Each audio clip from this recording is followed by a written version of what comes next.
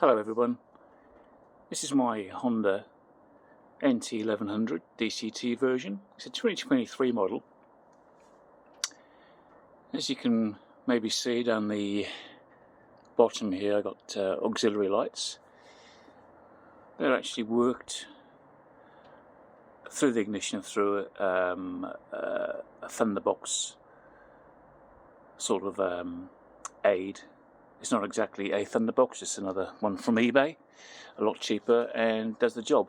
However, I've managed to obtain a tool to bypass this and link the lights to the actual menu on the Honda itself, so the lights can be activated via the menu, so you can have them on or off. At the moment they're permanently on if I put the ignition on. So it gives you the option there of on and off. So what I'm going to do today is I'm going to strip the bike down, take the fairing off, connect connectors which I've bought, and I'm going to set up a new set of lights as well, and hopefully we can work it all through the menu on the display on the motorbike. In addition to that, just to say, I've also got, as some of you may have noticed, a tank bag fitting on the vehicle. The Honda tank bag, which you can purchase with this bike, scratches it to high heaven. I've also tried another one with magnets on, and again it scratches the paint to high heaven. So what I've done, I've cleaned the scratches off, taken it back, clean the scratches off, put a protective film on, and worked that way. However, I still wasn't happy with that, so what I did was went through AliExpress, and lo and behold, there's a tank bag fitting for a Honda CB600, I think it was, and which sort of came down the tank, as you can see there. So what I did was I took the fixing, and took the fixing that came with the tank bag, which is an Oxford, and placed it on, and lo and behold, it works. And I'll show you a picture of that in a second. But yeah, so that's what we're going to do today. I'll show you the tank bag install, and then I'm going to, and by the way, the tank bag is a 15 litres, so it's quite a big one. And then I'm going to go through the process of taking the fairings off and installing the new lights. Here's the Oxford bag installed. It sits on the tank like that, and I can assure you, when you sit on the bike, it doesn't interfere with me. Look, I'm 6 foot tall and extra large frame. I'm 95 kilos. It doesn't affect me in any way, shape or form. It's a lot bigger than the standard Honda one, and you don't get the scratching on the tank neither, and it just slides down here as opposed to sitting up the top there. If you want to know more about that, then just drop me a few questions or comment in the comments, and I'll direct you to where I got it from and what you can do, how to install it. So the first thing we do when removing the side fairing is to remove the seat, because we need to access these panels here just for an easier transition, really. Okay, let's go.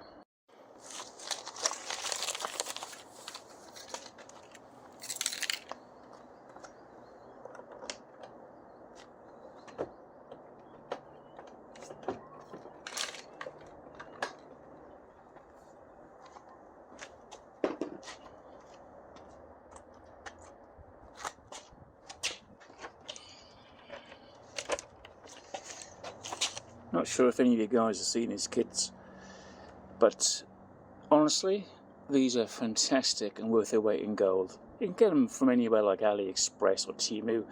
They range between 20 and 30, well, Australian dollars. I'm not sure how much they are in any other currency, but worth their weight in gold. And mostly the tools you need for this bike are all in this one box. As we know, to remove this seat here, we need to undo these two bolts. Yes, I've made the mistake here one day of dropping the bolt here. Here's the OEM one. I dropped it, never to be found again, so I've had to replace it with this different size head, unfortunately, but that's all I had with me at the time. One day I will replace it for the genuine.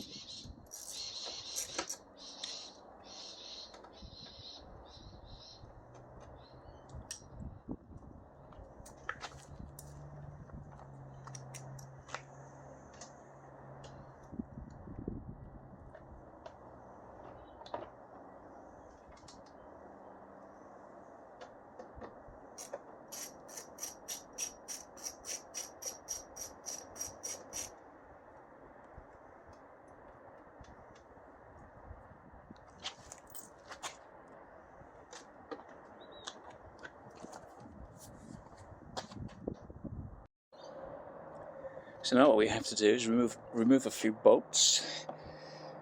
We've got one here and one here, and also we've got poppers. These ones here. So for example, there's a pin in the middle and you push it in with a tool. Luckily that toolkit has something small enough to push in, and voila, it can be removed. So you just go along here. I think there's a few more along here, and I'll update you soon and tell you how much it is and go from there. Okay, so we have 3 plastic pins, and they came from here. I'm not sure if you can see, it's pretty dark. One there and just one here.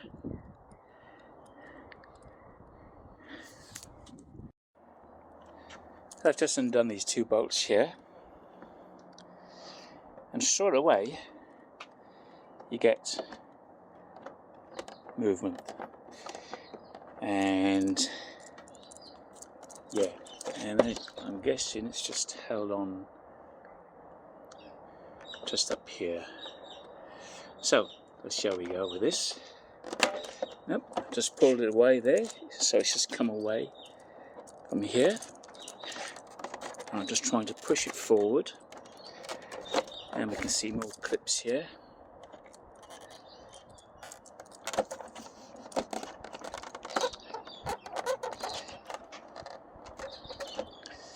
I'll just put the camera down and then we can see what I'm doing.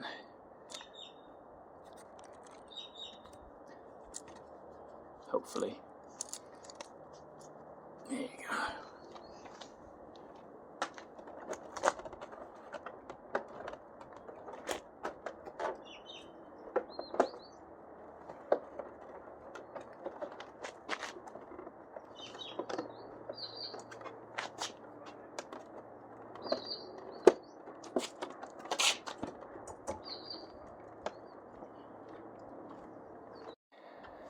So what I've done, I've just put my fingers in here and just pull away slightly. You just pull away at it. You have to use a little bit of force, but not enough to pull the bike off its stand, but yeah, just enough force, and it just all clips out nicely. Just be aware, this is the indicator, and we have the indicator connector there, which is linked to the panel, so I'll just disable that. To disable this connector, there's, I'm not sure if you can see, but there is a little clip there, and to release it there's a tab at the top. I just need a screwdriver, so I'm just going to use my fantastic toolkit and disconnect the cable. We have a hidden 4th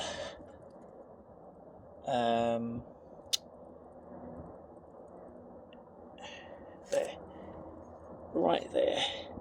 So just remove that and we should be able to remove the rest of the panel. Okay, so panel removed, and this is what we have. Here's the connectors for the indicator, and here are all the tabs that the fairings sit into. Honestly, it was relatively easy, but what we must do is get that warp pin right at the bottom, the plastic thing, which I didn't know about. Says my right, I should have read the manual, which is, sometimes you can find these files, manual files, on some of the forums, and says my right for not checking. The actual bit where we make the connections is under here, so this part now will have to be removed, hence why I took the seat off. Just a note, to release this, you have to move this, you have to unscrew this too to give it more flexibility, because this is held on with a plastic bit that goes into rubber, just like this basically. And to get to that, it's not enough flexibility there to do it, so you have to remove this to get the flexibility to pull it out. So once that's done, this will be removed and I will show you where all the access is for the connectors. Okay, the other part of the side panel has been removed, and you can see this is the connector here for the spotlights. Ignore this, this is for my Thunderbox. And just for you to know, that's it in there. It's from from eBay. That was from eBay. About 30-40 Australian dollars. Oh, not even that. It was really cheap and really good. So here's the connector. It's just slid on. Okay, there's a release at the back here. There's a release thing here, and that's it. And I'm guessing this is just a blank here. Let's just have a look. Yeah, it's definitely blank. And what you do is just press down on here and pull off. And there it is. There. That's the connection. Okay, so the ones that I've bought, which were, funnily enough, from AliExpress, let's just see if they fit. Let's have a look. Here you go, they do fit. It's just a pop on and slide on. Done. On nice and firm. Actual connections I did. I just placed these again. AliExpress is my favourite retailer. I can source my parts from. Connected this up, and this will then be connected to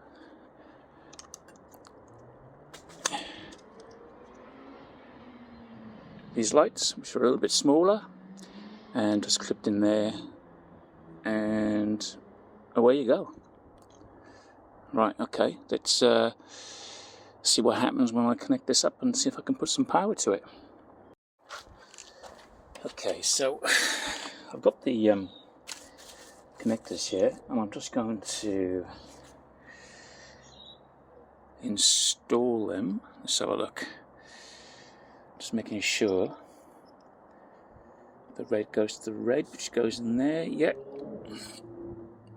Making sure the red goes in here.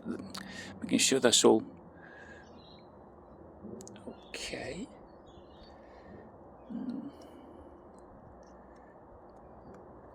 Okay, it's clipped on.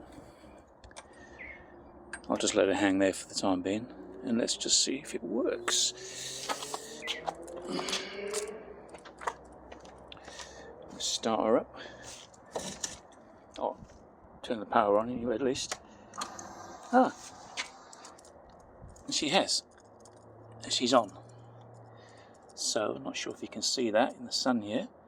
It's working, so I'll do exactly the same on the other side and show you I'll do exactly the same on the other side in regards to removing all the side panels. This is the part you'll need, guys, for the Honda to override the system. And basically what you do is take the cap off here and just insert this. I'll show you. Just put that down for a sec.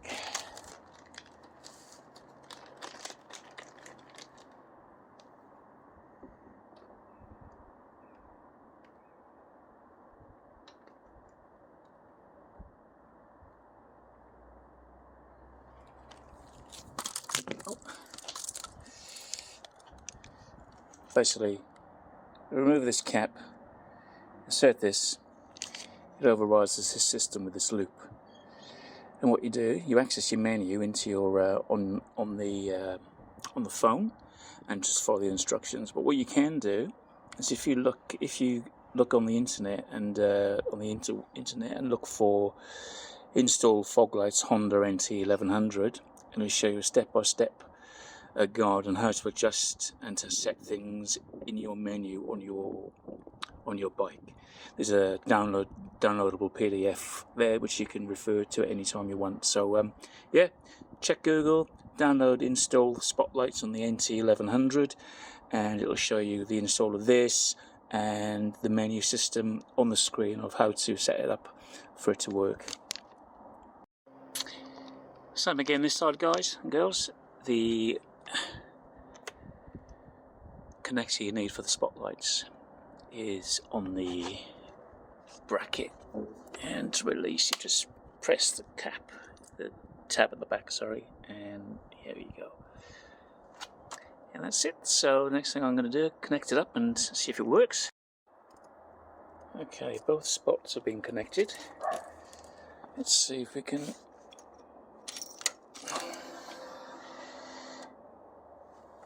Yep, we got a light there,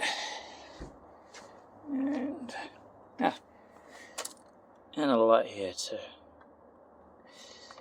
All connections are fine. That's good. Let's go and place them somewhere and reassemble. So I've placed the wire up here and show what the shelf is here in relation to the bike, but I've just put the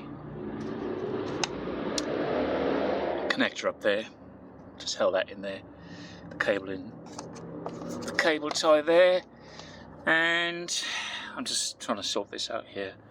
And yeah, see on the other side. And here's the Honda NT1100 finished. Lights are all connected up. Yeah, quite an easy install really. Thanks for watching. Any comments or questions, just put them down in the comments, and I'll try and get replied to you as soon as I can. Thank you.